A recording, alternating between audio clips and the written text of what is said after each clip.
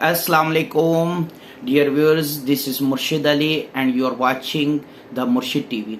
हमने एक ये जो सीरीज़ स्टार्ट की थी लर्न एंड अर्न की, इसके अंदर हमने अल्हम्दुलिल्लाह हाउ टू बी रिच के हवाले से काफ़ी चीज़ें क्लियर की हैं और बताया कि कौन सा बिज़नेस आपको करना चाहिए और कौन सा नहीं।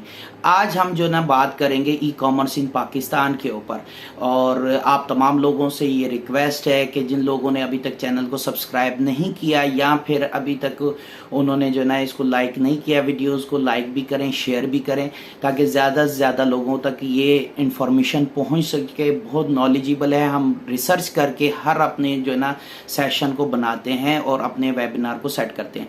तो बिस्मिल्लाह करते हैं। सबसे पहले हम ई कॉमर्स की अगर बात करें कि ई कॉमर्स क्या है, ई कॉमर्स ये है कि इलेक्ट्रॉनिकली आप इंटरनेट के थ्रू किसी भी शख्स को अप्रोच करें। अब वो जो बिज़नेस कहलाएगा, वो जो ट्रांजैक्शन होगी, वो आपकी ई कॉमर्स ट्रांजैक्शन होगी। और पाकिस्तान इस वक्त ई कॉमर्स यानी कि ऑनलाइन अर्निंग के हवाले से पूरी दुनिया के अंदर तीसरे नंबर पर आया है। ठीक है, सिर्फ और सिर्फ इस वजह से क्योंकि बहुत सारे लोगों का कॉन्सेप्ट चेंज हो गया है। देखें, एक वक्त के साथ साथ जो नहीं बदलते वो कुचले जाते हैं। ठीक है, जैसे जैसे मशीनरी सिस्टम, मशीन का इनकलाब आया जो हमारे पास लेट टू 20th सेंचुरी के अंदर आया था, तो उस वक्त जिन लोगों ने उस मशीनरी की तरफ, ऑटोमेशन की तरफ नहीं गए, वो आज कहाँ हैं किसी को पता नहीं है। ठीक है, दूसरे नंबर पर अब जो ये 21st सेंचुरी है, तो इसका इनकलाब जो है वो इन ई कॉमर्स है। ई कॉमर्स ब्लड लाइन है इस वक्त हर बिजनेस की। तो ई कॉमर्स है क्या, ये तो मैं आपको बता चुका हूँ। इसकी टाइप्स क्या हैं? B2C हमारे पास जो ना बिजनेस होते हैं, यानी कि बिजनेस से डायरेक्ट कंज्यूमर के तक का रिलेशनशिप। अच्छा, ये हमारे पास कन्वेंशनल बिजनेस के अंदर भी ये रेवोल्यूशन आया था। जैसे गुल अहमद था, गुल अहमद के पहले आउटलेट्स नहीं हुआ करते थे, होलसेलर हुआ करते थे। होलसेलर्स के जरिए से वो सारा बिजनेस अपना जो ना रन कर रहे थे। लेकिन जैसे ही उनको ये अंदाजा हुआ कि हमें कस्टमर की लॉयल्टी अगर लेनी है तो उसके लिए हमें कस्टमर तक अप्रोच करना पड़ेगा, तो उन्होंने अपने आउटलेट्स ओपन किए। ठीक है, कई कंपनीज ने अपने वर्क किया, अपने आउटलेट्स वगैरह ओपन किए डायरेक्ट, ताकि कस्टमर के साथ, कंज्यूमर के साथ, एंड यूजर के साथ इंटरेक्शन हो, और उसकी वजह से उनको बिजनेस के अंदर एक्सपैंड करने में बड़ा फायदा हुआ।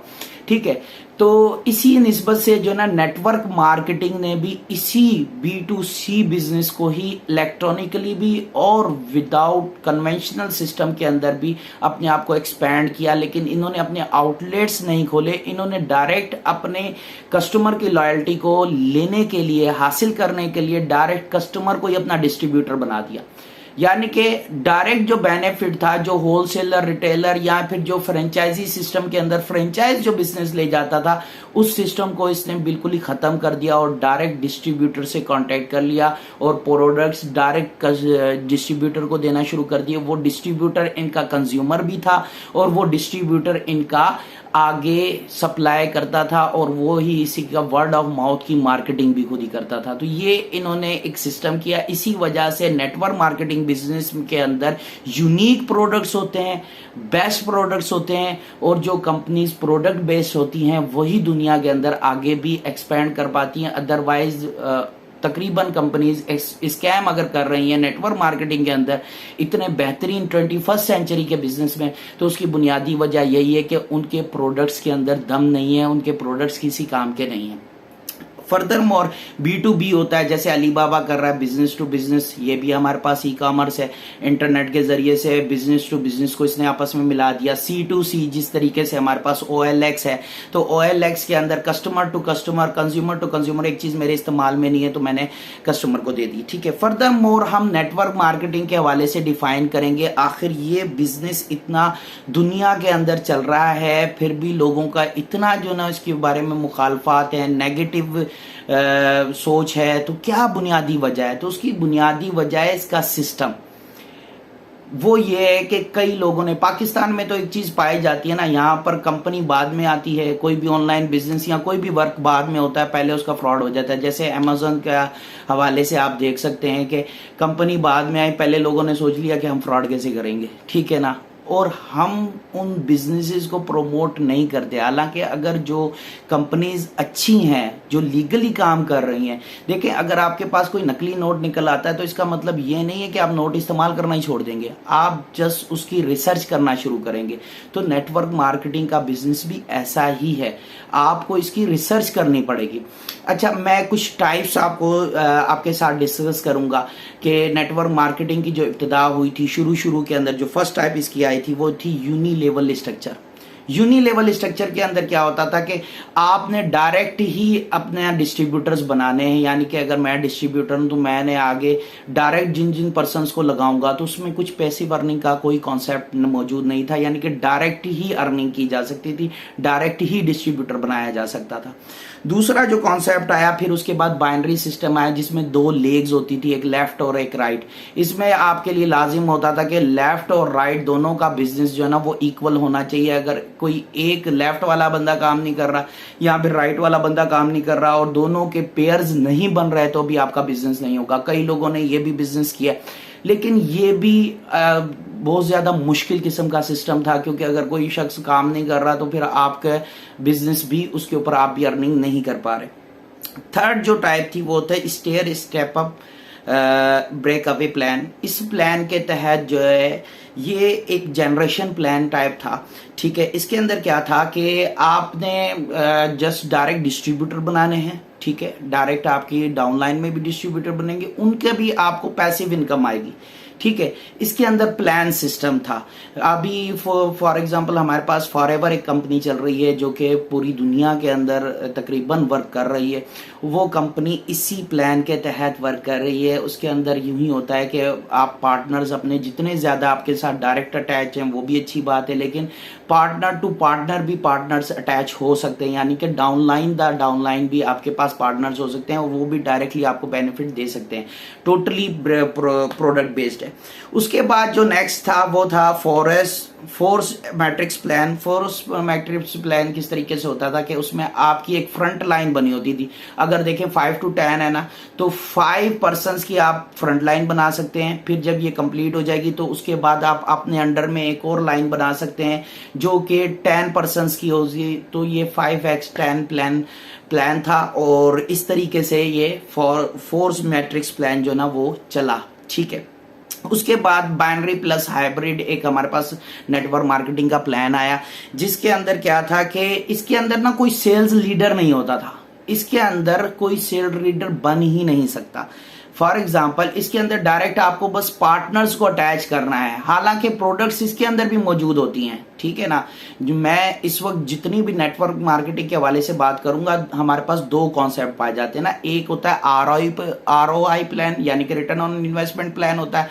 दूसरा हमारे पास होता है प्रोडक्ट बेस। तो ROI की तो बात करेंगे ही नहीं, क्योंकि वो तो बिल्कुल ही आपका जो ना पाकिस्तान में अलाउड ही नहीं है। जैसे बिफोर यू थी, डायरेक्ट आप किसी भी पाकिस्तानी सिटीजन से आप इन्वेस्टमेंट नहीं ले सकते, पेमेंट नहीं ले सकते। तो ये रिटर्न ऑन इन्वेस्टमेंट का प्लान था, तो ये तो वैसे ही नाकाम हो गया है और इसमें मोस्टली फ्रॉड इसी के अंदर होते हैं, ROI प्लान के अंदर। तो इसमें अगर आप शामिल भी हैं तो इससे दूर रहिए और इससे अल्लाह आपको बचाए भी, क्योंकि ये टोटली बिजनेस जो है ना आपका पैसों के ऊपर पैसा कमाना है सिंपली।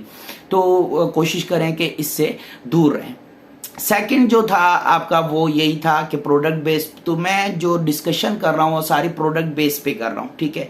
तो इसके अंदर जो बाइनरी प्लस हाइब्रिड था, इसमें प्रोडक्ट्स तो होते हैं मौजूद, लेकिन इसके अंदर आप प्रोडक्ट के ऊपर कुछ अर्निंग है, यानी कि आप अगर अपने लिए परचेजिंग करते हैं तो आपको बेनिफिट उसके लिए कुछ नहीं होने वाला, ठीक है। हाँ, उसके ऊपर आपको डिस्काउंट तो मिल जाएगा, लेकिन वो आपका बिजनेस काउंट नहीं होगा। लेकिन फॉरएवर वाले प्लान के अंदर ये होता है कि जो आप अपने पर्सनल घर के लिए भी जो प्रोडक्ट्स इस्तेमाल कर रहे हैं वो भी बिजनेस काउंट होगा, ठीक है। वो भी आपका बिजनेस के अंदर शामिल होगा। पर्सनली प्रोडक्ट्स यूकेन एक शख्स है, अगर यूनिक प्रोडक्ट्स हैं, प्रोडक्ट्स की क्वालिटी इतनी अच्छी है तो पर्सनली यूज भी तो वो शख्स करेगा। अच्छा, पर्सनली यूज करने पे अगर उसको कोई बेनिफिट नहीं है तो वो तो बार बार फिर पैकेज ही परचेज करता रहेगा।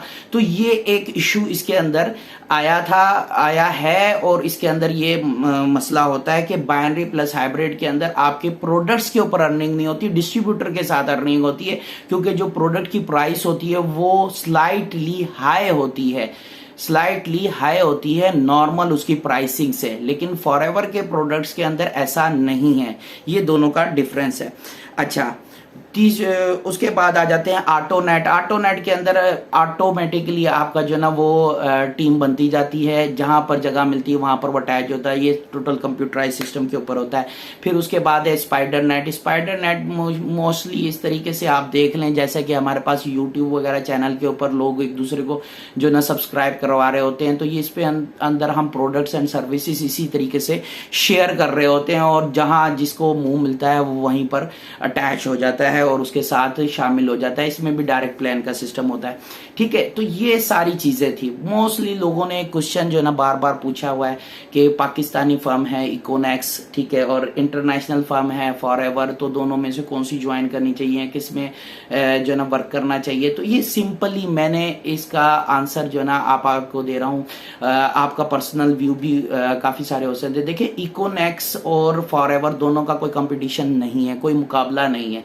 देखिए, हमेशा मुकाबला उन दो कंपनीज के दरमियान होता है जिनका पेड अप कैपिटल इक्वल हो, जिनका business same location same area के अंदर मौजूद हो, जिनके प्रोडक्ट्स इक्वली ही बराबर हो सारी चीजों के अंदर, सारे मामलात के अंदर, यानी कि उसके जो मार्केटिंग के 4 P's हैं वो टोटल इक्वल हो, बराबर हो। ठीक है, तो फॉरएवर और क्या नाम है इकोनेक्स या फॉरएवर और ओरिफ्लेम, इनका कोई कंपटीशन ही नहीं है।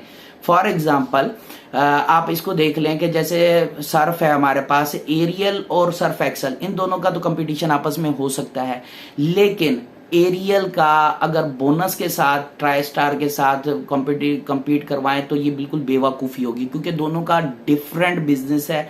Different business in the sense क्या है, कंपटीशन हमेशा इक्वल पार्टीज के अंदर होता है। उनका प्राइस भी एक जैसा होना चाहिए, उनका प्राइस भी एक जैसा होना चाहिए। लेकिन अगर फॉरएवर का देखे जाए तो उसके तमाम ऑर्गेनिक प्रोडक्ट्स हैं और उसके पास इंटरनेशनल सील्स मौजूद हैं, 170 प्लस कंट्रीज के अंदर वर्किंग कर रहा है। जबकि इकोनेक्स को अगर देखें तो वो पाकिस्तान के अंदर वर्किंग कर रहा है, उसको ज्यादा अरसा नहीं गुजरा, लेकिन हाँ पाकिस्तानी फर्म है, उसको सपोर्ट करना चाहिए, उसको सपोर्ट करना चाहिए। जितना ज्यादा आप सपोर्ट करेंगे उसका बिजनेस उतना ही इंक्रीज होगा और शायद कि आने वाले अरसे के अंदर वो ज्यादा अच्छे तरीके से काम कर सके।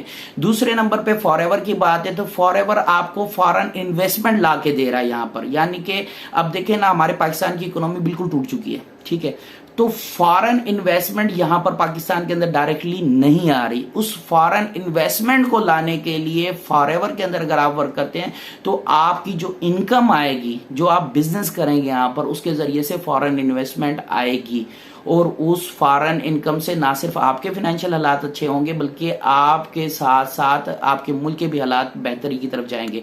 ठीक है, और इसमें टेंशन लेने की कोई जरूरत नहीं है। इंशाल्लाह ताला कोई भी आपका क्वेश्चन है आप कमेंट के अंदर शेयर कर सकते हैं। इंशाल्लाह ताला हम उसका बिल्कुल ऑथेंटिक और रिसर्च करने के बाद जो है ना जवाब देंगे।